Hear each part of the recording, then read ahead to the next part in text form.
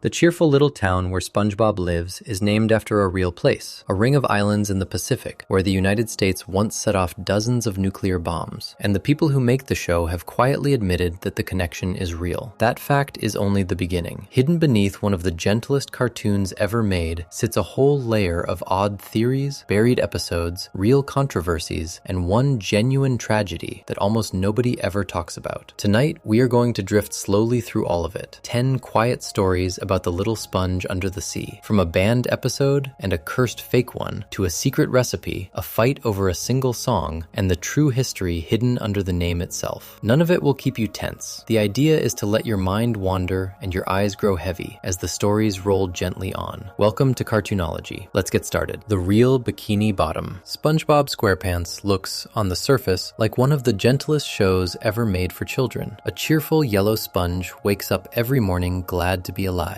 He loves his job flipping burgers. He loves his pet snail, his goofy best friend, and the warm little town where he lives. Bright colors fill every frame. The voices are silly. The opening song is about a pineapple sitting on the ocean floor. Almost nothing about it feels like the kind of thing that could be hiding something heavy. And still, the ground the whole show is built on connects straight back to one of the darkest true stories of the last 100 years. The man who made the show, Steven Hillenburg, did not start out as a cartoonist. Long before he ever drew a single sea creature, he studied the ocean for real. He trained in marine science and spent years teaching about sea life to students at a place that taught people about the water and the animals in it. The ocean was not a random setting he picked because it looked fun. He knew it, he cared about it, and he built an entire world out of that love. That background matters because it means the choices behind the show were rarely careless. The setting was personal. The town in the show is called Bikini Bottom, and that name is doing more work than it seems. There is a real place in the Pacific Ocean called Bikini Atoll. An atoll is simply a ring of small, low islands curled around a calm pool of seawater in the middle. The kind of place that looks like paradise on a postcard. Bikini Atoll is one of these rings, and it belongs to a larger scattering of islands called the Marshall Islands, sitting far out in the ocean, roughly halfway between Hawaii and Papua New Guinea. For most of history, it was a quiet home for a small group of people who lived off the sea and the land around them. Between 1946 and 1958, that quiet place became a testing ground for nuclear weapons. The United States carried out 23 separate nuclear weapon tests at Bikini Atoll across those years. These were not small experiments. They were some of the most powerful explosions human beings have ever set off on the surface of the earth, done out in the open air, in the water, and on the land of a real island chain. The first round of these tests came in 1946 and was given the name Operation Crossroads. Ships were anchored in the calm water of the atoll so that scientists could watch what a nuclear blast would do to them. The point was to study the weapon, to measure its power, and to learn how far the destruction would reach. The tests drew worldwide attention, and the images of those early blasts spread around the globe. In 1954 came the largest of them, a hydrogen bomb test called Castle Bravo. The explosion turned out to be far stronger than the people running it had expected, somewhere around 1,000 times more powerful than the bomb that had been dropped on Hiroshima years earlier. The fallout, meaning the cloud of radioactive dust and ash thrown up by the blast, spread much farther than planned. It reached nearby islands and fishing boats that were never supposed to be in any danger. People who had nothing to do with the test ended up sick from it. Before any of these explosions ever happened, the people who actually lived on Bikini had to be removed. In 1946, 167 Bikini Islanders were moved off their home and taken to another island called Rongerik. They were promised it would be fine. It was not. The new island could not grow enough food, and before long, the people who had been moved there began to go hungry. They had given up their home for the testing, and in return, they were left struggling to feed themselves on land that could not support them. Years later, after the tests had stopped, some families were finally allowed to go back home. That return came in 1972. It did not last. The soil and the food growing on the island were still full of radiation left behind by the bombs, so the people who had returned were forced to leave all over again in 1977. To this day, the islands of Bikini Atoll are still not considered safe to live on. The place is, for the most part, empty. A home that families had lived in for generations was traded away and never truly given back. So the bright, bouncy name Bikini Bottom is resting right on top of all of that, even the word bikini itself reached everyday life through these tests. A French designer gave his tiny new swimsuit the same name in 1946, betting that the swimsuit would shock people the same way the bomb tests were shocking the world. The word became famous for a piece of beachwear, and most people forgot or never learned where it actually came from. The cartoon quietly carried that same buried history along with it. For years, fans took these real facts and slowly built a theory out of them. It began on the internet, on a message board where a user laid out the obvious starting point. Bikini Bottom is named after Bikini Atoll, the most famous nuclear test site in the world. From there came a simple idea. What if the strange creatures of Bikini Bottom are the way they are because of all that radiation? What if the show is not set in a normal ocean town at all, but in the aftermath of those bombs, where sea life has been twisted and changed into something new? The theory does something clever. It explains the parts of the show that never quite made sense if a person stops to think about them. Fish talk, drive cars, and play instruments. A squirrel lives at the bottom of the sea inside a glass dome. There is fire underwater. There are roads, restaurants, and money. None of that should be possible. The radiation idea answers every single one of those oddities with the same explanation. Everything down there has been changed by the blasts, so the normal rules of the ocean no longer apply. Fans pointed at Sandy Cheeks more than anyone. She is a land squirrel living deep underwater, sealed inside a special suit and a glass dome full of air. During the real tests, animals really were placed on ships near the blasts, so scientists could see what radiation would do to living bodies. So the fans built that detail into the story. Sandy, in their reading, is a survivor of those experiments, a land animal who somehow adapted to a place she was never meant to live in. Some even tied her great strength and her habit of sleeping through winter back to the same idea, treating her as proof of how deeply the radiation reshaped the things it touched. There is a place in the show called Rock Bottom, a dark, deep trench far below the main town, where everything feels stranger and the creatures look more unsettling than the ones up above. Fans guess that Rock Bottom might be the crater left behind by one of the blasts, a spot so close to the center of the damage that the life down there came out even more altered than the rest. None of this was ever printed in an official guide. It was guesswork stacked on top of real history, and for a long time that is all it was. Then, late in 2024, the people who actually make the show were finally asked about it directly. A video was filmed for a magazine in which the main voice actors sat together and went through the most famous fan theories one by one. The actor who plays Squidward, Roger Bumpus, brought up the radiation idea and admitted he had always been fond of it. He even mentioned that he had spent time telling people it was not true. The writer sitting beside him, known as Mr. Lawrence, who voices Plankton and has written many episodes himself, stopped him and set the record straight. He said the theory was true. He said it had been part of the fun from the very beginning, and that the real question while building the show had been how far they could push that idea. He went a step further too. The writer described an early vision for the world that was even darker than most viewers ever imagined, one where the human world above had been wiped out and what remained under the sea was the odd life that carried on after the end. The show as it exists today does not fully match that grim picture, since people from the surface world still turn up now and then across the episodes and movies. Even so, his words confirmed the heart of the fan theory plainly. Bikini Bottom was meant, from the start, to be a world shaped by nuclear testing. There is one more clue that points the same direction, and it comes from the show itself. An early version of the script did not merely hint at the location through a clever name. It named the spot outright as the bottom of Bikini Atoll, placing the whole story squarely beneath that real island chain. The link was there in writing before the show ever aired. Fans have also noticed that when something explodes in the cartoon, the cloud sometimes rises and curls into the same rounded shape as the famous photographs of the real underwater blast at Bikini. That last detail is harder to pin down as a sure thing, since cartoon explosions tend to look alike, but the larger connection no longer needs guesswork to hold it up. What makes this whole case sit so strangely is the size of the gap between how the show feels and what it is built on. A whole generation grew up singing along to a song about a pineapple under the sea, laughing at a happy sponge, never once knowing that the name of his hometown came from a place where real families lost their home and were told again and again that they could not return. The show never stops to explain this. It does not need to. The cheerfulness on the screen is genuine, and the heavy history underneath is genuine too, and the two have been quietly sharing the same space since the first episode aired. That gap is the perfect doorway into everything else, because it sets the shape of nearly every story that follows. The top layer of SpongeBob is soft and friendly and made for kids. Just beneath that top layer, over and over, sits something older or sadder or darker than a child would ever catch. The radiation theory stands as the clearest proof of the pattern, mostly because the people who built the show have now said, out loud and on camera, that the hidden layer is real. Before we move on, if you're enjoying this analysis, please consider subscribing. It helps the channel tremendously. If the world of the show carries something dark in its history, the food at the very center of that world carries a question of its own. The most famous meal in Bikini Bottom has kept fans arguing for years over what is truly inside it, and the answer some of them settled on turns the cheerful little restaurant on the corner into something far grimmer than a place that just sells burgers. Section 2. What is really in the Krabby Patty? At the center of SpongeBob SquarePants, more than any single character, sits a sandwich. The Krabby Patty is the most famous food in Bikini Bottom, the thing everyone in town lines up to buy, the meal SpongeBob spends most of his days cooking. It is sold at a small restaurant called the Krusty Krab, and that restaurant is the beating heart of the whole show. Most of the big stories somehow circle back to it. The burger is treated as the best food in the sea, and the people of Bikini Bottom act like they cannot live without it. Mr. Krabs runs the place. He is a crab, he is wildly greedy, and he guards one thing above all else, the secret recipe for the Krabby Patty. That recipe is one of the longest running ideas in the entire series. His tiny rival, Plankton, spends years and countless schemes trying to steal the formula, certain that whoever owns it owns the town. The whole engine of the show runs on the idea that this one burger has a hidden ingredient nobody is allowed to know. The secret formula being kept locked away for so long left a wide open space for fans to wonder. If the show goes out of its way to never tell anyone what is inside the burger, the thinking went, then maybe the answer is something the show does not want a child to think about too hard. And once people started looking at the menu the way the theory suggests, a deeply uncomfortable idea took shape. From these facts, fans built one of the darkest readings the show has ever produced. The claim is simple to say and hard to shake once heard. The Krabby Patty is made of crab. Not pretend crab, but the real thing. By that reading, Mr. Krabs, who is himself a crab, has spent the entire series grinding up his own kind and selling them by the thousands. That would make him a cannibal, an animal that eats its own species. Worse, it would make every fish in Bikini Bottom a cannibal too, since they all happily eat the patties day after day without ever asking what is in them. Their reasoning starts with the menu. The other foods at the Krusty Krab are named in the plainest way possible. A kelp shake is made of kelp. The coral bits are coral. The soda is named for sea foam. Following that same simple pattern, a Krabby Patty would be made of crab, the way a fish sandwich is made of fish. The name was sitting in plain sight the whole time, matching the rest of the menu exactly. Across the show, crabs are oddly rare. For a world packed with talking sea creatures of every shape, almost no other crabs ever appear. Mr. Krabs has a mother, who is also a crab, and beyond her, the town is strangely empty of his kind. Fans noticed this, and treated the missing crabs as a clue rather than a coincidence. If crabs keep vanishing from Bikini Bottom, the grim joke goes, perhaps they are ending up somewhere very specific. One episode, called Cracked Crabs, does bring a whole group of other crabs into the story. The catch is that those crabs are visitors from elsewhere, not residents of Bikini Bottom. So even when the show finally shows a crowd of crabs, it quietly keeps them as outsiders passing through, which leaves the question of the missing local crabs exactly where it was. There is also the shape of the building itself. The Krusty Krab is designed to look like a trap, the kind used to catch shellfish on the sea floor. Customers walk in through what resembles the mouth of a trap built to capture crabs and lobsters. Read one way, it is a cute, clever bit of design. Read through the theory, it turns the restaurant into a snare, a place creatures wander into without quite understanding what waits inside. The strongest single clue comes straight from the show, and it is the reason the theory refuses to die. In the episode Midlife Crustacean, Mr. Krabs takes a bite of a Krabby Patty and remarks that, "So that is what he tastes like." It is meant as a throwaway gag, the kind of line that flies past a young viewer without landing. To anyone holding the cannibal theory, it sounds like a confession hiding in plain sight, the show admitting the truth through a joke nobody was supposed to take seriously. By 2017, 2017, the theory had spread far beyond a few message boards. A popular website laid the whole thing out, and the idea raced across the internet, with grown adults who had loved the show as kids suddenly staring at their childhood burger in horror. The reaction grew loud enough that the company behind the show stepped in directly. On a social media post about the theory, Nickelodeon's official account replied and stated plainly that they could 100% confirm the Krabby Patty is not made of crabs. A television network openly answering a fan theory about cannibalism is its own small piece of history. Not everyone accepted that denial as the final word. Plenty of fans felt the company had answered a little too fast, the way someone might rush to deny something they would rather not discuss. The comments under that reply filled up with people pointing right back at the missing crabs and the tasting joke from Midlife Crustacean. The denial settled the question on paper and left it wide open in spirit. Across other episodes, though, the show has actually offered hints that push against the dark version. At different points, the writing names ordinary, harmless things as part of the burger, mentioning a sauce made from seaweed in one story and a short list of plain cooking ingredients in another, the sort of items found in any normal kitchen. None of it lines up with grinding up crabs. Taken together, those scattered mentions paint the Krabby Patty as a fairly regular sandwich, strange secret formula and all. Some fans pushed the theory even further than cannibalism, trying to read hidden meaning into the odd names of certain ingredients, and guessing that one of them stood for something far darker than food. Those wilder versions never had much to stand on, and they drifted toward the silliest end of the guessing. The crab idea endured because it needed almost nothing extra to work. It rested on the show's own jokes and the show's own missing characters. What gives the theory its bite is the feeling it stirs up rather than the proof behind it. The thought of a creature cheerfully selling its own kind as fast food and a whole town eating it without a second thought is genuinely unsettling. It takes the warmest, friendliest place in the entire show and pours a cold feeling over it. The Krusty Krab goes from a cozy little burger joint to something with a quiet menace humming under the floorboards, all from a change in how a person chooses to see it. Out in the real ocean, this is worth a calm second thought. Crabs and fish really do eat other fish, and crabs really do eat other crabs when they get the chance. Underwater, creatures eating one another is simply how the world turns, with no shame or horror attached to it. The discomfort the theory creates is a very human reaction, born from human rules about who is allowed to eat whom. A real crab feasting on smaller sea life would shock no one. The show only feels dark here because its characters wear friendly faces and speak in friendly voices, so a viewer forgets, for a moment, that they were ever animals at all. A strange thing happens to people who grew up with the show and then meet this theory as adults. As children, almost no one stopped to ask what the famous burger was made of, because the burger was just the happy food everyone loved. Years later, the same scenes play completely differently in the mind. The tasting joke that meant nothing at age 7 suddenly carries a weight at age 25. The show did not change. The way it gets read changed, and that shift is a large part of why these theories keep finding new life with every generation that rewatches. This connects right back to where the trail began. The town carries a buried history under its bright name, and the food carries a buried question under its bright color. In both cases, the surface is gentle, and the layer just beneath it is far less comfortable. And in both cases, the show simply lets the two sit side by side without ever drawing attention to the gap. The pattern holds, and the Krabby Patty mystery is one more spot where a quick, careless look misses something the careful look cannot unsee. The official denial did settle one thing, even for the doubters. The single most important fact about the Krabby Patty is still true. After all these years, all the schemes, and all the close calls, the show has never once revealed the actual, full, secret formula. The company said what the burger is not. The burger itself remains a locked box. That missing answer is the real reason the cannibal theory could ever take root, because an unanswered question will always invite the strangest guesses people can dream up. Before we move on, if you're enjoying this analysis, please consider subscribing. It helps the channel tremendously. The food in Bikini Bottom hides a riddle, and the creatures eating it hide one too. A long-running idea among fans suggests that each of the main characters was quietly built to stand for something deeper than a cartoon usually bothers with. A set of old human flaws lined up one by one, and the people who make the show have finally spoken about whether any of it was on purpose. Section 3. The 7 Deadly Sins of Bikini Bikini Bottom. Every so often, a show made for children turns out to have a shape hiding inside it, a pattern the young viewers never notice, and the grown-ups only spot years later. SpongeBob SquarePants has one of the most talked about patterns of this kind, and it sits right in the cast list. The idea is that the 7 main characters were each built around one old, famous human flaw, lined up so neatly that once a person sees it, the whole group of friends starts to look like a lesson dressed in bright colors. Long before the show existed, there was an old list of failings that people have warned about for hundreds of years. It is usually called the 7 deadly sins, and the 7 are easy to put in plain words. There is pride, meaning thinking too highly of yourself. There is greed, the hunger for more money and more stuff. There is anger, the kind that boils over into cruelty. There is jealousy, wanting what someone else has. There is eating far past what anyone needs. There is laziness, the refusal to do anything at all. And there is a burning, never satisfied wanting, an appetite that never switches off. The theory says each of these got handed to one resident of Bikini Bottom. The theory lines up the cast like this. Patrick stands for laziness, Mr. Krabs for greed, Squidward for anger, Sandy for pride, Plankton for jealousy, Gary the snail for endless eating, and SpongeBob himself for that restless wanting. 7 characters, 7 flaws, with barely a leftover. The tidiness of it is a big part of why the idea spread so far, because once the list is laid out next to the cast, the matches feel almost too clean to be an accident. Patrick Star is the easiest one to place. He is laziness turned all the way up, a starfish who treats doing nothing as a way of life. The show leans into this constantly, to the point where his commitment to lying around and avoiding effort becomes its own running joke. He is rewarded for it, praised for it, and never once seems to learn a lesson about it. If a single character had to wear the badge of laziness, almost no one in the show fits more snugly than Patrick. Mr. Krabs lands on greed without much argument, since greed is practically his whole personality. He loves money more than he loves any person, his own daughter sometimes included. Watching a customer walk out the door, he groans about his money leaving with them, as if the cash were already his. He underpays SpongeBob, overworks him, and panics over a small change. In one story, his employees grow so fed up with how he treats them that they walk off the job in protest. Greed runs through everything he does, which makes him perhaps the cleanest match on the entire list. Squidward carries the anger of the group. He is bitter, short-tempered, and quick to lash out at the 2 neighbors who annoy him most. His meanness usually shows up as sharp words or petty pranks, but now and then it tips into something heavier. In one episode, his dislike of SpongeBob spins so far out of control that he comes to believe he has handed his coworker a pie with a bomb baked inside it, and the rest of the story is him sweating over what his own spite might have done. Anger is the engine under most of his worst moments. Plankton fits jealousy as well as any character could. His entire life is built around wanting what Mr. Krabs has. He runs a failing restaurant across the street from a wildly successful one, and he cannot stand it. Every scheme he cooks up, every plan to finally steal the secret recipe, comes from the same green feeling of watching a rival win again and again. He does not simply want to succeed, he wants what belongs to someone else, which is jealousy in its purest form. Sandy Cheeks gets matched with pride, and the fit is gentle but real. She is sure of herself, proud of her skills, proud of her home back on land, and never shy about reminding everyone how good she is at science and at fighting. Her confidence is mostly a good quality rather than a cruel one, which softens the match. Yet the core of pride is there in how highly she thinks of her own abilities. Among a group of flaws, hers is the kindest version. Gary, the pet snail, takes eating too much, and this is the loosest match of the 7. He is mostly silent and mostly sweet, but the show does return often to the joke of Gary wanting more food, sulking when he is not fed, and treating mealtime as the center of his day. There is not a lot of deep story behind it, which is why fans tend to admit this is the weakest link in the chain. Still, if every other flaw had a home, the snail who is always hungry was the natural place to park the last one. SpongeBob himself is the trickiest piece to explain, because the old name for his assigned flaw points at something that has no place in a children's show. Fans handle this by reaching for a gentler meaning of the word, the version that simply means an intense, burning eagerness. By that reading, SpongeBob is overflowing with it. He greets every single morning thrilled to be awake. He adores his job, adores his friends, adores nearly everything he lays eyes on. His hunger is a hunger for life itself, a wanting so strong and so constant that it powers the entire show. Turned in that direction, the flaw becomes the most likable trait any of them has. Part of why this theory clings so hard is that the characters really are built as single traits cranked to the limit. A cartoon does not have room for the messy mix of feelings that a real person carries, so each one gets sharpened down to one clear thing. Mr. Krabs is greedy in nearly every scene. Patrick is lazy in nearly every scene. Squidward is angry. Plankton is envious, and on it goes. When the writing leans that hard on one trait per character, lining those traits up against an old list of 7 flaws was always going to produce some striking matches. The theory is not a perfect fit, though, and the cracks matter. Several characters could wear more than one of the labels depending on the episode. Plankton, for instance, lines up with jealousy, but his temper and his nerve could just as easily mark him for anger or for pride. Squidward is angry, yet he is also deeply jealous of anyone more talented than himself. Once a character can be slotted into 2 or 3 of the 7, the clean one-to-one chart starts to wobble, and the neat design begins to look more like a fun coincidence than a hidden blueprint. For a long time, there was no way to settle it, and then the people who make the show were asked the question to their faces. In that same late 2024 video where the radiation theory was confirmed, the cast also worked through this one. The actor who voices Squidward, Roger Bumpus, said he could see the match for a couple of the characters, naming Patrick and Mr. Krabs in particular, while admitting the rest did not click for him. So one of the show's own voices gave the theory a partial nod and a partial shrug in the same breath. What the writer added pulled the idea in an interesting direction. Mr. Lawrence, who voices Plankton and has written many episodes, compared the show to an older program where each character was made to stand for a clear, separate type. He agreed that every character represents some specific thing, a fixed role in the group. At the same time, he gently pushed back on the idea that the something was as exact as a named sin, suggesting the design was looser than the theory makes it sound. The 7 roles were real, in other words, even if labeling each one as a precise sin was the fans reaching a little past what the writers had in mind. Whether or not it was ever planned, the effect on the people who grew up watching is the same. A child takes in these characters long before learning any list of human flaws, and so the flaws arrive wearing friendly faces. Greed looks like a silly crab. Laziness looks like a happy starfish. Anger looks like a grumpy neighbor playing a clarinet. By the time those kids grow up and meet the real versions of greed and anger and jealousy in the world, the shapes already feel familiar, learned years earlier from a cartoon. The pattern from the earlier parts of this story holds once more, with a gentle surface sitting on top of something with a bit more weight inside it. Before we move on, if you're enjoying this analysis, please consider subscribing. It helps the channel tremendously. The meaning fans pour into these characters has mostly stayed a friendly game played among viewers, argued over online, and never doing any real harm. There came a moment, though, when the question of what SpongeBob secretly stood for left the world of fan theories entirely. A powerful and well-known figure stood up in front of an important crowd and claimed the little yellow sponge was being used to push a hidden message onto children. And that single claim turned a cheerful cartoon into the center of a loud national fight. Section 4. When SpongeBob became political. By 2005, SpongeBob SquarePants had grown into something far bigger than a cartoon. The show was a giant. It pulled in huge numbers of young viewers, sold mountains of toys, and turned its happy yellow star into one of the most recognized faces in the country. SpongeBob belonged to kids first, but plenty of teenagers and adults loved him too. He was about as harmless and as widely adored as a character could possibly be, which is what made it so strange when, for a few weeks that winter, the little sponge ended up at the heart of a serious national argument among grown-ups who had never set foot in Bikini Bottom. James Dobson was one of the most powerful religious voices in America at the time. He had founded a large, influential Christian organization called Focus on the Family, and millions of people listened to what he had to say about right and wrong, about raising children, and about the direction the country was heading. When a man with that kind of reach spoke, news outlets across the nation reported it, so his words carried weight far beyond a single speech. In January 2005, Dobson stood up at a formal black-tie dinner in Washington, held to celebrate the president's re-election and attended by members of Congress. During his remarks, he raised an alarm about a cartoon video, and he singled out SpongeBob as part of it. He warned the crowd that the sponge was being used in what he saw as a project pushing a message about homosexuality onto young school children. To a room full of lawmakers, he framed a children's sing-along as something parents ought to be worried about. The video he was talking about had nothing to do with the SpongeBob show itself. It was a music video built around the old disco song, We Are Family, and it featured around 100 famous cartoon characters from many different shows all singing together. SpongeBob was simply one face in a very large crowd. The project came from a group called the We Are Family Foundation, started by Nile Rodgers, the musician who had co-written that song decades earlier. He had built the foundation after the attacks of September 11th with the stated goal of teaching children to get along with people who were different from them. The plan behind the video was large and ambitious. The foundation intended to send it, along with a guide for teachers, to tens of thousands of elementary schools across the country, with a target of reaching 61,000 of them in the spring of 2005. The aim, as the group described it, was to help young kids learn about kindness, respect, and accepting others. On its surface, the whole thing looked like a simple lesson about being nice to people. Dobson's worry did not come from the video itself, which is a detail that often gets lost in how the story is remembered. His concern traced back to the foundation's website, where there was a pledge that visitors could take. The pledge asked people to promise to respect others whose beliefs, background, race, or sexual identity differed from their own. Those few words about sexual identity were the spark. That pledge had not even started with the foundation. It came from a project run by a separate organization that worked against hate and bigotry. The trouble was that the video and the school materials never actually mentioned anything about being gay or straight. Nile Rodgers said so plainly, pointing out that the song and the lessons were about getting along, with no message about sexual orientation tucked inside them. He even offered a possible explanation for the mix-up, suggesting that Dobson might have confused his foundation with a completely different group that happened to share a similar name and that worked to support young gay people. Two groups, similar names, very different projects, and a great deal of confusion in between. Critics who backed Dobson pointed at the show for support, and a couple of small details from the cartoon got pulled into the debate. SpongeBob and Patrick are often shown holding hands as they bounce around together, the way little kids hold hands without thinking about it. The pair also love watching their favorite in-show program about a hero called Mermaid Man and his helper, Barnacle Boy. Those harmless moments were held up by some as hints of something more, evidence that the sponge was not quite as innocent as he seemed. There was a reason SpongeBob, of all the cartoon characters in that crowded video, became the name in every headline. By 2005, some viewers had already, separately and fondly, embraced him as a kind of symbol within the gay community. His gentleness, his open heart, the easy affection between him and Patrick, all of it had made him a figure some people felt warmly connected to. None of that came from any plan inside the show. It simply grew up around the character on its own, which left him sitting in a spot where a fight like this one could land directly on him. The show's own creator had already spoken about this very question before the storm ever broke. Steven Hillenburg had said he thought of SpongeBob and Patrick as close friends and nothing more, and he described the characters as having no romantic side at all. In his eyes, the sponge was neither gay nor straight, because that kind of relationship was never part of who the character was meant to be. The man who built SpongeBob had, in other words, settled the matter from his point of view, long before strangers turned it into a public battle. An earlier complaint had quietly set the stage for all of it. Months before Dobson's dinner speech, a writer for another conservative group had argued that the same tolerance project carried a hidden message in favor of homosexuality beneath its friendly surface. So the idea was already floating around when Dobson gave it a far larger stage. His remarks did not invent the controversy. They took a small, simmering complaint and blew it up into front-page news overnight. The reaction to Dobson's words came fast and hard. Newspapers, television hosts, and writers all over the country pounced, and many of them painted him as cruel, narrow-minded, and out of touch for going after a beloved children's character. The image of a powerful adult attacking SpongeBob struck a lot of people as almost funny, and then as genuinely upsetting. For several days, the sponge was everywhere in the news, not for anything he had done, but for what other people insisted he secretly stood for. Within days, Dobson tried to walk the whole thing back. He went on television and said he had been misquoted and treated unfairly, insisting he had never once claimed that SpongeBob himself was gay. His real complaint, he explained, had always been aimed at the foundation Foundation's website and its pledge, not at the cartoon sponge. Whether people accepted that explanation depended largely on what they already thought of him, and the argument over what he had truly meant rolled on for a while, even after his clarification. What the whole episode revealed had less to do with SpongeBob than with the moment the country was living through. The year 2005 sat in the middle of a tense, loud national fight over these very questions, and feelings on all sides ran high. A cheerful cartoon turned out to be the perfect blank space for adults to argue over, because almost everyone already had warm feelings about him, and almost no one could agree on what those feelings should mean. The sponge became a screen onto which very different people projected very different fears and hopes. The strangest part, for the ordinary kids actually watching the show, is that most of them never knew any of this was happening. Children kept tuning in for the burgers and the jellyfishing and the laughs, completely unaware that their favorite character was the subject of speeches in Washington and shouting matches on the news. The show carried on exactly as before. No episode ever mentioned the fight. SpongeBob himself stayed as sunny and clueless as ever, flipping patties while grown-ups far above the surface argued over his soul. The same pattern from the earlier stories played out here, only louder and with higher stakes. People kept pouring meaning into a friendly, simple surface, filling SpongeBob with ideas he never carried on his own. Fans had done it quietly, with theories about hidden flaws and secret recipes. This time, the meaning was poured in by some of the most powerful adults in the country, in front of cameras, with real consequences for a real lesson meant for real schools. The cartoon stayed silent in the middle of it, the way it always did, and let everyone else do the talking. Before we move on, if you're enjoying this analysis, please consider subscribing. It helps the channel tremendously. A few years after the preachers and politicians moved on, a very different group set their sights on SpongeBob, and they did not care one bit about his message or his friendships. These were scientists, armed with a study and a stopwatch, and they came forward with a claim that worried parents far more than any speech ever could. The claim that simply watching the show might be quietly changing the way young children's minds worked. Section 5. The 9 minutes that worried scientists. The fight over what SpongeBob secretly believed eventually faded from the news, the way these storms tend to do. A few years passed, and a brand new kind of challenge to the show arrived, from a place no preacher or politician could match for authority. This time, the people raising concerns were scientists. They did not care about the sponge's message, his friendships, or his soul. Their worry was aimed at something much simpler and, to many parents, much scarier. The idea that just watching the show might be quietly reshaping the way young children's brains worked. The thing they zeroed in on was the show's speed. SpongeBob has always moved fast. Scenes flip from one place to another in the blink of an eye. Jokes pile on top of jokes. A single minute of the show can race through a fistful of different gags, settings, and sudden surprises, never lingering long on any one thing before snapping to the next. That breakneck pace is part of what makes the show feel so lively and fun. It is also exactly what caught the eye of a team of researchers who wondered whether all that speed came at a cost. In 2011, that team published their findings in a respected medical journal that focuses on the health of children. The work was led by a psychologist at the University of Virginia named Angeline Lillard, who studies how young minds grow and learn, working alongside a colleague. Their question was direct. They wanted to know whether watching fast cartoons changed, even for a short while, a child's ability to pay attention, remember things, solve little puzzles, and hold back from acting on every impulse. Those skills together are what help a young kid sit still, listen, and learn in a classroom. The way they set up the test was clean and easy to follow. They gathered 60 children, all 4 years old, and split them at random into 3 even groups. One group sat and watched 9 minutes of SpongeBob. A second group watched 9 minutes of a slower, calmer cartoon made for public television, a gentle show about the everyday life of a small boy. The third group did not watch any television at all, and instead spent those same 9 minutes drawing freely with markers and crayons. 3 groups, the same short stretch of time, 3 very different experiences. Why those 2 cartoons in particular came down to one number: the rate at which each show changes scenes. SpongeBob switches from one scene to another roughly every 11 seconds. The slower show changed scenes only about twice a minute, giving young viewers far longer to settle into each moment before anything new happened. So one group was fed a steady blast of rapid change, while another got a slow, steady stream, which let the researchers compare a